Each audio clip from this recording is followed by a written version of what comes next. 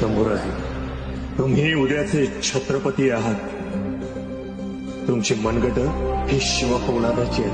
ही खंबीर कणखर आहे.